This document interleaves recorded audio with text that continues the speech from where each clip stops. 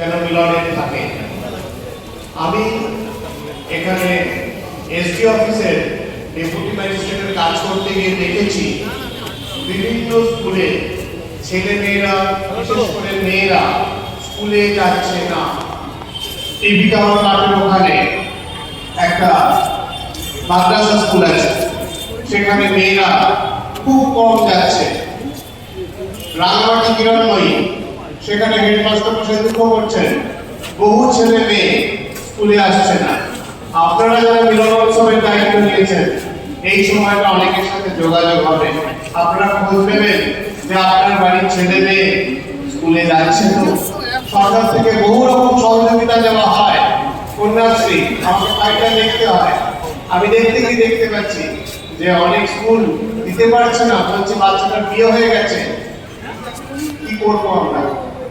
তো এই যে অল্প বয়সে বিয়ে হচ্ছে, বাল্য বিবাহ, পশ্চিম মেদিনীপুরে ঘটনাগুলো ঘটছে, আপনারা অনুরোধ করছি আপনারা এই সময়টা একটু দেখবেন, যাতে আপনাদের মণ্ডল থেকে এই বাল্য বিবাহ প্রতিরোধ করতে আর লেখাপড়ার জন্য একটু প্রচার করা হয়।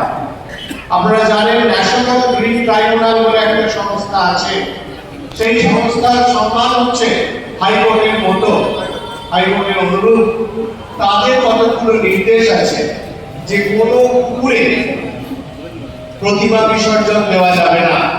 ঘটনাচক্রে এই জেলায় আমি পরিবেশ দপ্তরটা দেখি এবং জেলা পরিষদে আমি বায়োডাইভার্সিটি নোডাল অফিসার, ফলে আমার নৈতিক এবং পেশাগত দায়িত্ব আছে আপনাদেরকে বুঝিয়ে বলা ন্যাশনাল গ্রিন ট্রাইব্যুনাল, যেটা আমাদের মাননীয় পৌরপিতা আপনাদের বুঝিয়ে বলবেন কোনো পুকুরে প্রতিমা বিসর্জন দেওয়া যাবে না।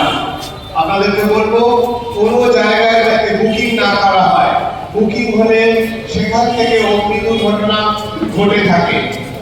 আপনাদের ভলান্টিয়াররা যেন মদ্যপদের সামলানোর চেষ্টা করে, কোন রকম মা বোনেদের প্রতি অসম্মান, অশালীনতা না হয়।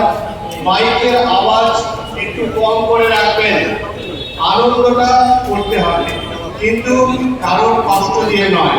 ডিজে বাজানোর নিষেধ আছে, আপনারা এগুলি মানবেন। এবং তারপরেই আছে কালী পূজা, এবং সেখানে যেন শব্দবাজি ব্যবহার না হয়। আমি এটা জেলা প্রশাসনের তরফ থেকে, মহকুমা প্রশাসনের তরফ থেকে আপনাদের কাছে করজোরে নিবেদন করলাম। ধন্যবাদ।